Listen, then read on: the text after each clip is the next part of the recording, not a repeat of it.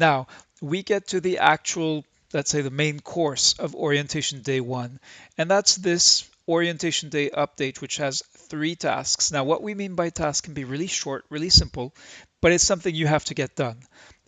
So let's look at that. Let's click inside this update. You can see just the beginning of it, but to actually view the whole thing, you have to click on the first blue link, and that gives you then, that's usually the title of the update.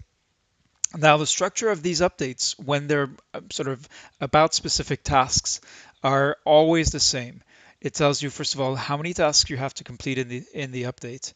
Um, in this case, we explain that each day during orientation week, you're going to find welcome messages, video tutorials, other instructions, and resources. All right. So then you have the actual list of the things that are going to be in this update, the tasks. Okay.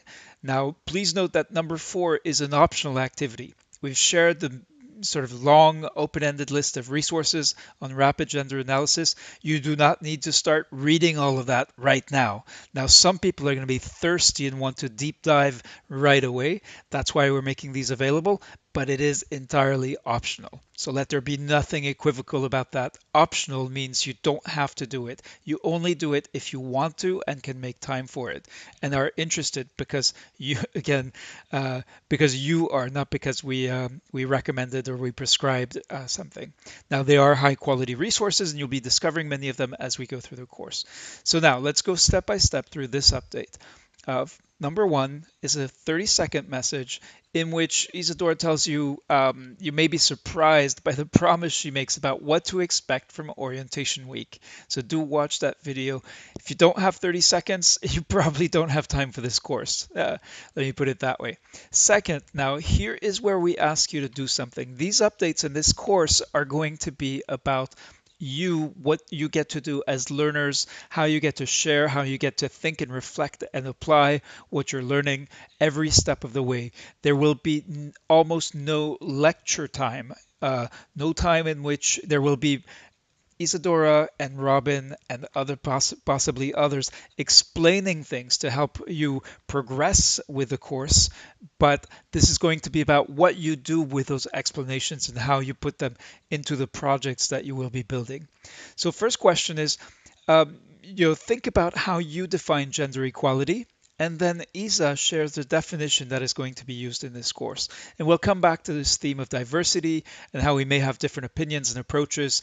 But for the purposes of this course, this is the definition we'll be using.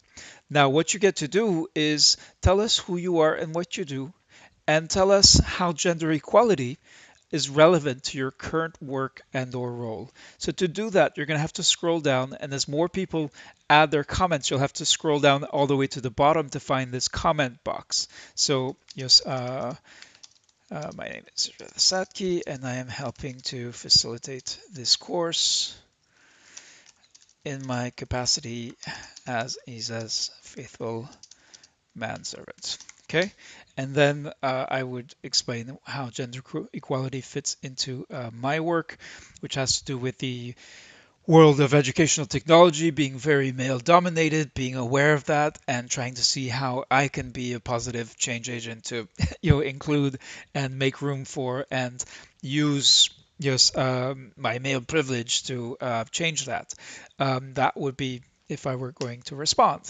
You will, of course, respond with respect to your context and what you feel prepared to share. But that is the main feast in this main course of this orientation day one update.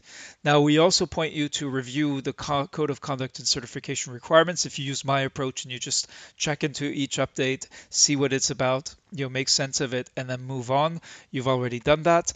But if not, then we introduce you actually to the very important link. I showed you this 3-step process where you go to updates and then you filter by update to show only updates from the admins. Here, basically, you have one link that will take you there. So you should bookmark this link so you can quickly check into Scholar and see what's new from the course team. And we actually recommend that you check in each day. During orientation week, there will be a new update each time with a set of tasks, including something we'll be asking you to think about and comment on and share and read other people's comments. And that will be every day throughout this week. Now, there is Last but not least, an optional activity, emphasis on the word optional, in which we'll be inviting you to explore resources for rapid gender analysis. You don't have to do this, but if you're already eager to deep dive into this stuff, we want to make sure you don't get held back. We're going to be focused this week, it's orientation, so helping you find your way around Scholar and the other platforms we're using, helping you make sense of who's who in the course team, get to know, and also very fundamentally getting to know each other in the coming week. So that's it for orientation day one. And look forward and get ready. You do not delay because orientation day two is tomorrow. Take care and look forward to getting to know you this week and in the coming weeks after that.